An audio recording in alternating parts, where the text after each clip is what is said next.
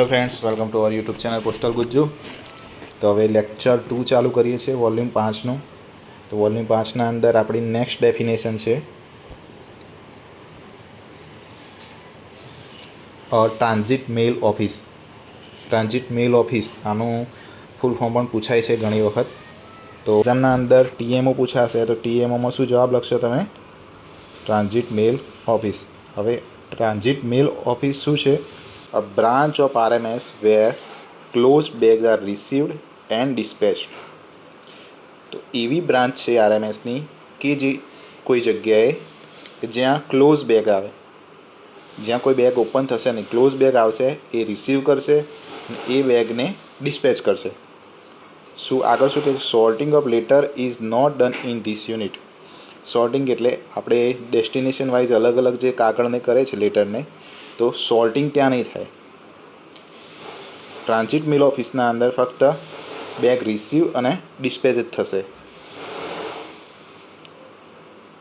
પછી શું કે આ mail agent or a mail guard is in the charge of this unit. આ પ્રશ્ન ઘણીવાર પૂછાઈ ગયો છે, આ મેલ એજન્ટ અને મેલ ગાર્ડવાળો। તો ટીએમઓ કોના ચાર્જના અંડરમાં હશે? મેલ agent or a mail guard. તો આ ક્વેશ્ચન પૂછાય તો જવાબ તમારે લખી દેવાનો છે કે ટીએમઓમાં કોણ ચાર્જમાં હોય? મેલ એજન્ટ અથવા મેલ ગાર્ડ, બંનેમાંથી કોઈ એક હશે। પછી કહે છે this can function in a number of set depending upon the requirement. આરએમએસના અંદર અલગ અલગ સેટ ચાલતા હોય છે। પોસ્ટ ઓફિસવાળાને ઓછી જાણકારી છે, પણ આરએમએસના અંદર સેટમાં કામ થતું હોય। મોસ્ટ ઓફલી પોસ્ટ ઓફિસમાં આપણે 10 થી 6માં કામ કરીએ છીએ। આરએમએસના અંદર મોર્નિંગનો સેટ પણ હોય, ઇવનિંગનો સેટ હશે અને ઘણી જગ્યાએ નાઇટ સેટ પણ ચાલતો હશે, બરાબર છે? તો 3 સેટના કોઈ જગ્યાએ જેટલી જ રિક્વાયરમેન્ટ હોય એ પ્રમાણે સેટ ચાલતા હોય છે। તો જે જગ્યાએ ટીએમઓનું વધારે કામકાજ ચાલતું હોય એ જગ્યાએ એ લોકો નાઇટનો સેટ પણ ચાલુ રાખે છે, બરાબર? તો નંબર ઓફ રિક્વાયરમેન્ટના પ્રમાણે એનો નાઇટ, મોર્નિંગ અથવા ઇવનિંગનો સેટ હોય છે। ઓકે, ટીએમઓ સમજણ પડી ગઈ?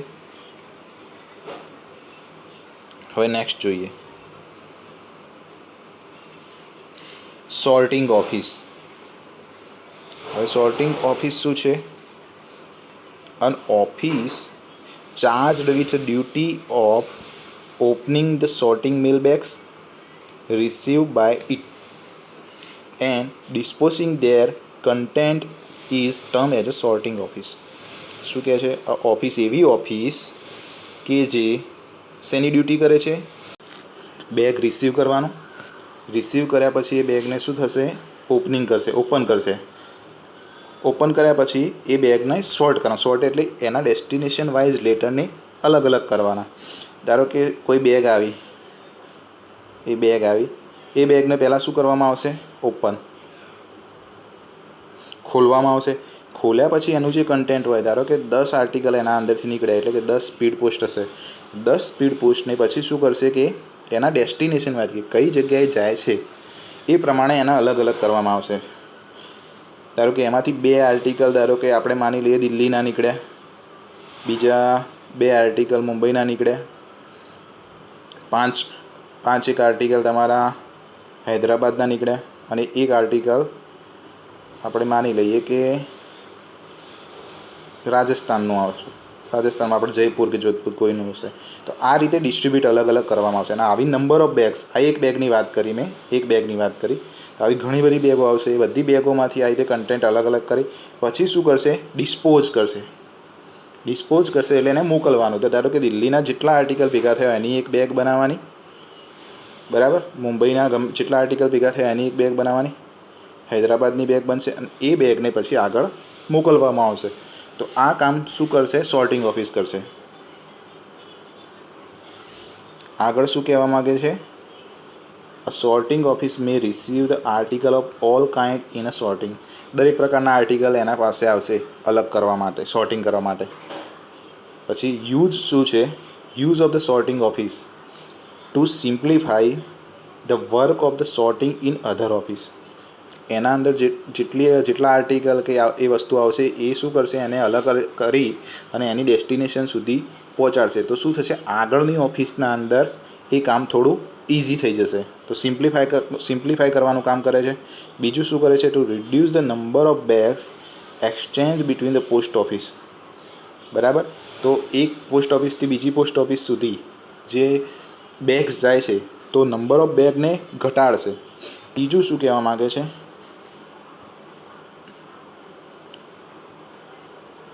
Two reduce the weight of the mails carried on the mail lines. તો આ 3 ઉપયોગ છે સોર્ટિંગ ઓફિસના. બરાબર. સોર્ટિંગ ઓફિસ સમજણ પડી ગઈ. નેક્સ્ટ જોઈએ.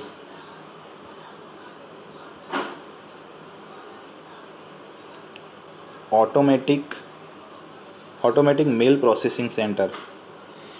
ઓટોમેટિક મેલ પ્રોસેસિંગ સેન્ટર, આનું બી ફૂલ ફોર્મ પૂછાય, એટલે શોર્ટ ફોર્મ પૂછાશે. એટલે AMPC, એનું શોર્ટ ફોર્મ છે AMPC. તો AMPCનું ફૂલ ફોર્મ પૂછાઈ જાય તો શું લખશો? Automatic mail processing centre. બરાબર. Automatic mail processing centre. આ યાદ રાખી લેજો. એવું હોય તો તમે એક નોટબુક અને પેન લઈને બેસો તો શું થશે? આ બધું તમે નોટ કરતા જાઓ તો લાસ્ટ ટાઈમ એક્ઝામમાં તમારે રીડ કરવા થાય. બરાબર.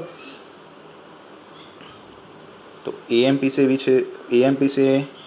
શું છે એ જોઈ લઈએ. In important cities where the mail traffic is high.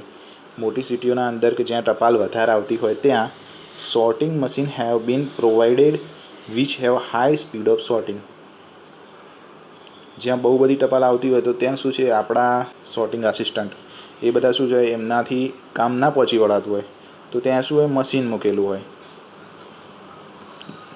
તમે કોઈ વાર ફોટોના અંદર બી જોયું હશે. એ મશીન ઓટોમેટિક એના પિનકોડ વાઇઝ એને શું કરશે, અલગ અલગ ડેસ્ટિનેશન વાઇઝ એને સોર્ટ કરે છે. તો એ મશીન જ્યાં મૂકી હોય તો એવા સેન્ટરને આપણે શું કહીશું? Automatic mail processing centre. આ ક્વેશ્ચન પૂછાઈ શકે એવો છે. શું કહે છે? જો at present these machines are functioning in Mumbai and Chennai. 2 જગ્યાઓ છે, એક મુંબઈ, બીજી કઈ છે તમારી? ચેન્નઈ. તો આ બે જગ્યાએ તમારું AMPC વર્ક કરે છે. તો આ પ્રશ્ન બની શકે અને ઘણી વખત કદાચ પૂછાઈ બી ગયો છે આ પ્રશ્ન. તો 2 જવાબ પૂછે. AMPC ક્યાં વર્ક કરે છે? તો મુંબઈ અને ચેન્નઈ. અને એનું શોર્ટ ફોર્મ AMPCનું ફૂલ ફોર્મ પૂછાય તો ઓટોમેટિક મેલ પ્રોસેસિંગ સેન્ટર. બરાબર. હવે next, computerise registration centre. Computerise registration centre, આપણે એને શું કહીએ છીએ? CRC. એક આ રજિસ્ટ્રેશનની બ્રાન્ચ છે. આપણે રેલવે મિલ સર્વિસ જોઈએ, આપણે RMS. તો RMSના અંદર અલગ અલગ ડિવિઝન પાડ્યા હોય. સ્પીડ પોસ્ટનું અલગ છે, રજિસ્ટર્ડ આર્ટિકલનું અલગ હોય. આપણી જે સાદી ટપાલ છે ફર્સ્ટ ક્લાસ ટપાલ, એનું બી સોર્ટિંગ અલગ જગ્યાએ થતું હોય. તો જે રજિસ્ટ્રેશનની બ્રાન્ચ છે એને આપણે કહીએ છીએ CRC branch, computerise registration centre. કંઈ મોટું છે એની અંદર કે જે રજિસ્ટ્રેશનવાળી બ્રાન્ચ છે, રજિસ્ટર્ડ આર્ટિકલ જ્યાં પ્રોસેસ થાય છે, સોર્ટ થાય છે, અલગ અલગ થઈ અને બીજી જગ્યાએ આપણે મોકલીએ છીએ, રજિસ્ટ્રેશનની સોર્ટિંગ ઓફિસ કહેવાય એને. બરાબર. તો એને આપણે શું કહીએ છીએ? CRC. તો આનું ફૂલ ફોર્મ પૂછાઈ જાય. CRC એટલે કોમ્પ્યુટરાઇઝ રજિસ્ટ્રેશન સેન્ટર. બરાબર. એના અંદર શું કહેવા માગે છે? Registration branch of the mail office. એ જ કહેવા માગે છે. જો registration branch of mail office, mail ઓફિસની એવી બ્રાન્ચ કે જ્યાં રજિસ્ટર્ડ આર્ટિકલ તમારા સોર્ટ થાય છે. CRC can be situated in a mail office itself or in a separate location. જે આપણી RMS હોય તો કોઈ જગ્યાએ RMSના અંદર જ CRC બનાવી દીધેલી હોય. બરાબર. અથવા તો કોઈ અલગ જગ્યાએ પણ જેવી વ્યવસ્થા હોય એ પ્રમાણે. આ બી એકદમ ઇઝી છે. ખાલી કદાચ ફૂલ ફોર્મ પૂછાઈ જાય. CRC registration centre. Next, nodal post office. Nodal post office, NPO. NPOનું ફૂલ ફોર્મ પૂછાય તો શું લખશો? NPOનું ફૂલ ફોર્મ પૂછાય તો શું લખશો? Nodal post office. એના અંદર શું કહેવા માગે છે? In important cities and a town, some post office are authorized to receive letter from the neighboring post office and sort mail as per the sorting diagram given by the RMS superintendent. હવે આના અંદર જુઓ, most ઓફલી સોર્ટિંગનું કામ ક્યાં થતું હોય? મેં શું કહ્યું? સોર્ટિંગનું કામ ક્યાં થશે? RMSના અંદર. RMSના અંદર જે સોર્ટિંગ ઓફિસ હોય તમારી, સોર્ટિંગ ઓફિસ આ જગ્યાએ થતું હોય મોસ્ટ ઓફલી ટપાલ અલગ અલગ કરવાનું કામ. પરંતુ જ્યાં મોટી સિટી હોય ત્યાં આ કામ કોઈ એક પર્ટિક્યુલર પોસ્ટ ઓફિસને આપ્યું હોય, બરાબર? પર્ટિક્યુલર પોસ્ટ ઓફિસને આપ્યું હોય, એ ત્યાંના માણસો જે સુપ્રિન્ટેન્ડન્ટ દ્વારા RMSના સુપ્રિન્ટેન્ડન્ટે જે સોર્ટિંગ લિસ્ટ આપ્યું હોય એ પ્રમાણે એ ટપાલને અલગ કરશે, બરાબર? તો આવી જગ્યાએ જે ઓફિસ હશે એને આપણે કહીશું નોડલ પોસ્ટ ઓફિસ, બરાબર? તો કઈ જગ્યાએ, કેવી જગ્યાએ છે? જ્યાં કામનું ભારણ વધારે હોય અને ત્યાં પોસ્ટ ઓફિસને સોર્ટિંગનું કામ આપવામાં આવ્યું હોય, એવી જગ્યાએ એને શું કહીશું આપણે? Nodal post office, NPO. અને આનો ફાયદો શું થશે? This is two reduce the peak hours pressure in the local sorting office. કોઈ સોર્ટિંગ ઓફિસ હશે તો એક ટાઈમે ઘણી બધી ટપાલ આવી જતી હોય તો એમનાથી કામ પહોંચી ના વળાતું હોય, તો એવી જગ્યાએ આવી ઓફિસ મૂકવામાં આવશે જે એમને હેલ્પ કરશે સોર્ટિંગના અંદર. કંઈ વધારે છે ને કે એવી પોસ્ટ ઓફિસ જેને સોર્ટિંગનું કામ આપેલું હોય એને શું કહીશું આપણે? Nodal post office. RLO, return letter office. આ બી જે લોકો ડિલિવરીનું કામ કરે છે એ બધાને ખબર જ હશે RLO શું છે. જો RLO પૂછાશે તો RLOમાં શું લખશો? RLO એટલે return letter office. A return letter office is established at the headquarter of the postal circle. RLO ક્યાં હશે? પોસ્ટલ સર્કલ હશે તમારું મેઇન. એ સર્કલના હેડક્વાર્ટરના અંદર RLO તમારી હશે, બરાબર? And deals with the unclaimed and refused article. એવા આર્ટિકલ કે જે અનક્લેમ્ડ હોય, કે જ્યાં આ રિસીવર પણ ના હોય કે સેન્ડર પણ ના હોય, બરાબર છે? તમે ટપાલ કોઈ વ્યક્તિ મોકલે પછી જે રિસીવર છે, ટપાલ લેનાર છે, એનું એડ્રેસ મળતું નથી, બરાબર? ક્યાં તો એ વિદેશ જતા રહ્યા છે, કે ડિસીઝ કે મૃત્યુ પામેલ છે, ગમે તે કોઈ કારણે આપણે એને ડિલિવર કરી શકતા નથી. હવે એને આપણે રિટર્ન ટુ સેન્ડરને પાછું મોકલીએ છીએ, પરંતુ કોઈ કારણોસર સેન્ડરનું એડ્રેસ પણ ખોટું હોય અથવા તો સેન્ડર પણ હાજર ના હોય, બરાબર? અથવા તો એને પણ પાછું લેવાની ના પાડી દીધી હોય, તો આવા કેસમાં સેન્ડરને પણ ડિલિવર નહીં થાય. તો આ લેટર મોકલવો કોને? તો મોકલશો આ લેટર આપણને RLOને, બરાબર? કે જ્યાં રિસીવરનું એડ્રેસ પણ નહીં હોય, સેન્ડરનું એડ્રેસ, એટલે બંનેમાંથી કોઈ પણ લેવા તૈયાર નથી, ત્યારે એ લેટર ક્યાં મોકલવામાં આવશે? RLOનો. આ તો એકદમ ઇઝી જ છે, બધાને મોસ્ટ ઓફલી ખબર જ હશે. તો આનું RLO પૂછાશે તો શું લખશો? RLO એટલે રિટર્ન લેટર ઓફિસ. આ નોટ ડાઉન કરવા જેવું છે, નોટ ડાઉન કરી લેજો. નેક્સ્ટ જોઈએ, ટ્રાન્સક્રિપ્શન સેન્ટરનું શું જરૂર છે? Centre is established in a sorting office situated normally at the headquarter of the circle. Sorting ઓફિસના અંદર એક બ્રાન્ચ બનાવવામાં આવશે અને કઈ જગ્યાએ લોકેટેડ હશે? હેડક્વાર્ટર, HQ, હેડક્વાર્ટરના અંદર હશે. સર્કલ હેડક્વાર્ટર હોય ત્યાં હશે. આનું કામ શું છે? બે પ્રશ્ન થશે. પહેલાં તો કઈ જગ્યાએ છે? સોર્ટિંગ ઓફિસમાં. અને મેઇન ક્યાં હશે? Headquarter of the circle. બે જગ્યાએ હશે. તો આ બે પ્રશ્ન બની શકે. ત્રીજું શું કહેવા માગે છે? sorting office in a circle. Transcription center transcribe into English address written in a regional language on the postal article posted in a post or a mail office. હવે એવું થાય કે આપણે અહીંયા ગુજરાતમાં જોબ કરીએ છીએ, બરાબર છે? તો અહીંયા ગુજરાતના અંદર કોઈ લેટર આવે છે સાઉથ ઇન્ડિયામાંથી. સાઉથ ઇન્ડિયા આપણે તમિલનાડુ કાં તો કેરલાથી, બરાબર? કેરલાથી કોઈ લેટર આવે છે, તો એ લેટર કોઈ ત્યાંનો લોકલ વ્યક્તિ હોય તો એને શું કર્યું હશે? એની લેંગ્વેજમાં લખ્યું હશે. એની લેંગ્વેજમાં લખેલો લેટર હશે તો અહીંયા શાયદ ઘણા એવા વ્યક્તિઓ કે મોસ્ટ ઓફલી કોઈને ખબર ના પડે કે એડ્રેસ અંદર શું લખ્યું છે. તો આ લેટર આપણે ટ્રાન્સક્રિપ્શન સેન્ટરના અંદર મોકલવામાં આવશે. ટ્રાન્સક્રિપ્શન સેન્ટરના અંદર એ લોકો શું કરશે, એ લેટરની લેંગ્વેજ વાંચશે, એને પછી એ લેટર ઉપર ફરીથી અંગ્રેજીમાં સરનામું લખશે, ઇંગ્લિશના અંદર એડ્રેસ લખશે અને પાછું એ આપણી સોર્ટિંગ ઓફિસને આપશે. બરાબર. તો આ કામ થશે. કોઈ પણ એવો લેટર હશે કે જ્યાં કોઈ રિજનલ લેંગ્વેજના અંદર લેટર લખેલું હોય, એડ્રેસ લખેલું હોય, તો એ એડ્રેસ વાંચવામાં તકલીફ થતી હોય તો એ લેટરને ટ્રાન્સક્રિપ્શન સેન્ટરમાં મોકલવામાં આવશે. ત્યાંથી એ લોકો અંગ્રેજીમાં કન્વર્ટ કરીને પાછો સોર્ટિંગ માટે મોકલશે. તો આમાંથી કેટલા પ્રશ્ન બનશે? ટ્રાન્સક્રિપ્શન સેન્ટર ક્યાં છે? સોર્ટિંગ ઓફિસમાં, હેડક્વાર્ટર ઓફ ધ સર્કલમાં. અને કામ શું કરશે?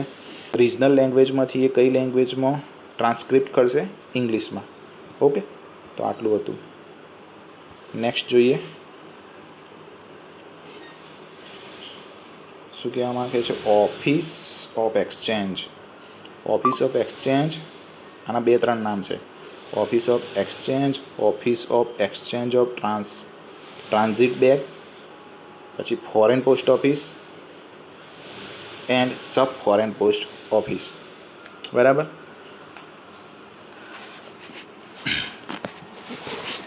શું કહેવા માંગે છે આના અંદર?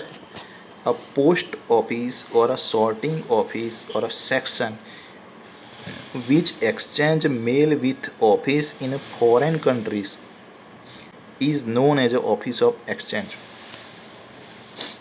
એક આ સોર્ટિંગ ઓફિસ છે. સોર્ટિંગ ઓફિસમાંથી ટપાલ સોર્ટ થશે. કોઈ વિદેશની ટપાલ હશે, સોર્ટ થયા પછી એક વચ્ચે એક ઓફિસ હશે. બરાબર. એને કહેવામાં આવશે ઓફિસ ઓફ એક્સચેન્જ. એ જગ્યાએ જશે. એ જગ્યાથી પછી એ ટપાલને વિદેશમાં, કોઈ બહારની કન્ટ્રી હશે તો એ જગ્યાએ મોકલવામાં આવશે. તો આપણા ઇન્ડિયાની છેલ્લી ઓફિસ માની લો, ભારતની છેલ્લી ઓફિસ કે જ્યાંથી એ ટપાલ પછી વિદેશ જશે.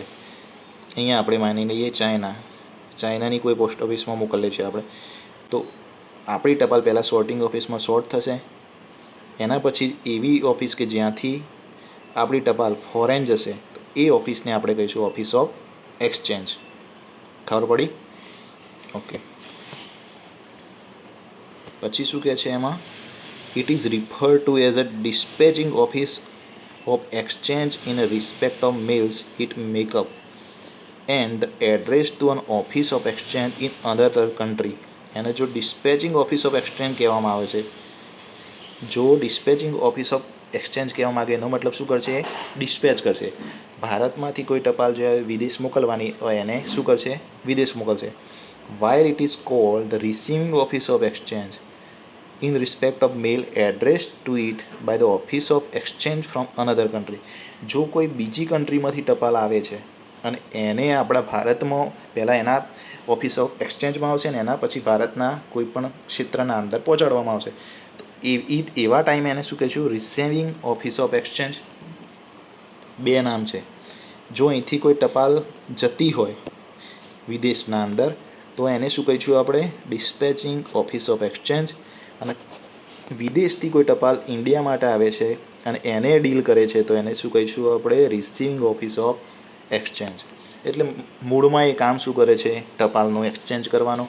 કોના વચ્ચે? ભારત અને બીજી કોઈ કન્ટ્રી વચ્ચે. A foreign post office. શું કહે છે? Foreign post office. Foreign post office વિશે પણ તમે જાણો છો. A foreign post office is a office of exchange in which work of the assessment of custom duty on the foreign mail is also carried out. Foreign post office શું છે? તો foreign post office એવી post office છે કે જ્યાં ઇન્ડિયામાંથી જે જતી ટપાલ છે એનું એક્સચેન્જ થાય છે, સાથે સાથે શું કરે છે? Assessment of the custom duty. 2 કામ થાય છે. કોઈ ઓફિસ ઓફ એક્સચેન્જ હશે તો ત્યાં એક જ કામ થાય છે, ભારતમાંથી જતી ટપાલ બીજા દેશમાં પહોંચાડે છે અને બીજા દેશમાંથી જે ઇન્ડિયા આવે છે ટપાલ એ ઇન્ડિયાના અલગ અલગ ક્ષેત્રોમાં પહોંચાડે છે, એનું કામ છે. પરંતુ ફોરેન પોસ્ટ ઓફિસ જો આપણે કહીએ તો એના અંદર શું થશે? એક્સચેન્જ તો થશે, એની સાથે સાથે એક બીજું કામ થશે, assessment of the custom duty. કોઈ એવો માલ છે કે જેના ઉપર કસ્ટમ ડ્યુટી લગાવવી જરૂરી છે તો એ કામ જે ઓફિસ કરે છે એને આપણે કહીશું ફોરેન પોસ્ટ ઓફિસ. તો આ બંનેના અંદર આટલો જ ફરક છે, એ ધ્યાન રાખજો. સબ ફોરેન પોસ્ટ ઓફિસ એના જેવું જ છે. Sub foreign post office is an office which is not an exchange office. એવી ઓફિસ કે જે એક્સચેન્જ ઓફિસ નથી. એનો મતલબ કે એ ઇન્ડિયાની ટપાલ વિદેશમાં નથી મોકલતી. બરાબર. ઇન્ડિયાની ટપાલ બીજા કોઈ દેશમાં, આપણે ચાઇના માની લઈએ, એ મોકલવાનું કામ એના ત્યાં નહીં થાય. અથવા તો ત્યાંથી જે ટપાલ આવતી હોય એ પણ રિસીવ કરવાનું કામ એ નહીં કરે. પણ એ શું કરશે? But in which the work of the custom examination, assessment and counting of custom duty is carried out. બરાબર. ખબર પડી ગઈ એના અંદર શું થશે? કસ્ટમ ડ્યુટીનું ને એ બધું કામ થશે, પરંતુ એક્સચેન્જનું કામ નહીં થાય. તો આ ત્રણના અંદર ફરક શું લાગે? આપણે 3 વસ્તુ શીખ્યા. એક છે આપણે ખાલી ઓફિસ ઓફ એક્સચેન્જ માટે લખું છું અહીંયા, ઓફિસ ઓફ એક્સચેન્જ, આ એક ઓફિસ છે. પછી ફોરેન પોસ્ટ ઓફિસ, બીજી ઓફિસ આવી. ત્રીજું શું છે તમારું? સબ ફોરેન પોસ્ટ ઓફિસ. સબ ફોરેન પોસ્ટ ઓફિસ. હવે 3ના અંદર ફરક હું તમને સમજાવી દઉં, જોઈ લેજો શું થશે. ઓફિસ ઓફ એક્સચેન્જ શું કરશે? Exchange of the mails, India અને બીજા દેશ વચ્ચે એક્સચેન્જ કરશે, ટપાલને મોકલવાનું લાવવાનું કામ. પરંતુ આ ઓફિસ કસ્ટમનું કામ નહીં કરે. પછી ફોરેન પોસ્ટ ઓફિસ, એ શું કરશે? એક્સચેન્જનું કામ બી કરશે અને કસ્ટમનું કામ બી કરશે. કસ્ટમ એસેસમેન્ટ, કસ્ટમ ડ્યુટી કેટલી લાગશે કેટલી નહીં એનું કામ ફોરેન પોસ્ટ ઓફિસ કરશે અને એક્સચેન્જનું કામ છે. અને જે સબ ફોરેન પોસ્ટ ઓફિસ રહી એ શું કરશે? કસ્ટમનું કામ કરશે પરંતુ એક્સચેન્જનું કામ એ નહીં કરે. તો 3ના અંદર આટલો ફરક છે. બરાબર. તો એમાં આપણે ટેબલ બનાવીને જોવું હોય તો ટેબલ બનાવીને જોઈ લઈએ. ધારો કે office of exchange, foreign post office અને સબ ફોરેન પોસ્ટ ઓફિસ. તો અહીંયા જો એક્સચેન્જનું કામ અને કસ્ટમનું કામ જોઈ લો. તો એક્સચેન્જનું કામ ઓફિસ ઓફ એક્સચેન્જમાં એક્સચેન્જનું કામ થશે પણ કસ્ટમનું કામ નહીં થાય. ફોરેન પોસ્ટ ઓફિસ હશે તો એક્સચેન્જનું કામ થશે, કસ્ટમ ડ્યુટી ત્યાં લાગશે, કસ્ટમ ડ્યુટીનું કામ પણ એ લોકો કરશે. અને જો સબ ફોરેન પોસ્ટ ઓફિસ હશે તો એક્સચેન્જનું કામ નહીં કરે પરંતુ કસ્ટમ ડ્યુટી લગાવવાનું કામ કરશે. તો આના અંદર આટલો ફરક છે. આના અંદર પ્રશ્ન પૂછાય છે ઘણીવાર, એટલે તમને બ્રીફલી થોડું એક્સપ્લેન કર્યું. બરાબર. તો કોઈ પ્રશ્ન પૂછાય તો આ રીતે જવાબ લખવાનો કે કઈ ઓફિસના અંદર કયું કામ થાય છે અને કયું નથી થતું. આના ઉપરથી પ્રશ્ન બની શકે છે. ઓકે, નેક્સ્ટ જોઈએ ટ્રાન્ઝિટ સેક્શન. ટ્રાન્ઝિટ સેક્શન શું છે એ પણ આરએમએસવાળા મિત્રોને સારી ખબર હશે. પોસ્ટ ઓફિસવાળા મિત્રો જોઈ લો. Transit section. Transit section are travelling office of the railway mail service working on a railway or a river streamer lines. Section કોને કહેવાય એ સમજાવી દો તમને. અહીંયા અમદાવાદથી કોઈ ટ્રેન ઉપડતી હોય. બરાબર છે. એક ટ્રેન માની લો અમદાવાદથી ઉપડે છે. ત્યાં અમદાવાદથી એ બધો જ માલ લઈ લેશે જે આગળ પહોંચાડો. અમદાવાદથી આપણે જઈશું સુરત સુધી એ પહોંચાડવાની છે. તો અમદાવાદથી સુરત એક ટ્રેન જાય છે જ્યાંથી જે પોસ્ટ ઓફિસની બધી ટપાલો એની બેગ્સ પોસ્ટ ઓફિસની બેગ કેરી કરે છે અને સુરત સુધી જેટલી આપણી આરએમએસ ઓફિસો છે એને બેગ પહોંચાડવાનું કામ કરે છે. એને આપણે કહીશું ટ્રાન્ઝિટ સેક્શન. બરાબર. આના અંદરથી આ જોઈએ. નેક્સ્ટ ક્વેશ્ચન એક આ પૂછાઈ શકે છે. શું કહે છે? A officer in charge of the set of the section is called mail guard or a mail agent. આ પ્રશ્ન મોસ્ટ ઓફલી પૂછાય જ છે કે કોઈ ટ્રાન્ઝિટ સેક્શન છે તો ટ્રાન્ઝિટ સેક્શનને જે ચાર્જ કરે છે, ઇન્ચાર્જ છે જે ટ્રાન્ઝિટ સેક્શનના, એ ઓફિસરને શું કહેવાય? મેલ ગાર્ડ અથવા મેલ એજન્ટ. બીજું શું કહે છે અહીંયા નોટના અંદર? Sections are numbered serially and designated by the name of the RMS division followed by the serial number. એને એક નામ આપવામાં આવે છે જે અલગ અલગ સેક્શન. મેં તમને સુરતનું સમજાવ્યું. સુરત સિવાય કેટલી અલગ જગ્યાએ મુંબઈ જતું હોય અથવા તો દિલ્હી જતું હોય તો એના નામ અલગ અલગ પાડવામાં આવશે. બરાબર. તો શરૂઆતમાં જ્યાંથી ઉપડે છે એ નામ હશે. ધારો કે અમદાવાદથી ઉપડે છે કોઈ સેક્શન, તો એનું નામ AM થી ચાલુ થશે, AM, અને એના પછી કંઈક નંબર આપેલો છે 3 કે 4 આંકડાનો, 001 લખે, બીજાનું હશે AM 3 5 4, આ રીતે અલગ અલગ નામ આપેલા હશે. બરાબર. તો નામ કઈ રીતનું હશે? શરૂઆતમાં જે જગ્યાથી એ સેક્શન ઉપડે છે એનું નામ હશે. અમદાવાદથી ઉપડે તો એમનું શોર્ટ ફોર્મ આપણે AM લખીએ. એના પાછળ કોઈ સિરિયલ નંબર હશે, તો એનાથી એ ટ્રાન્ઝિટ સેક્શન આપણે ઓળખી શકીએ.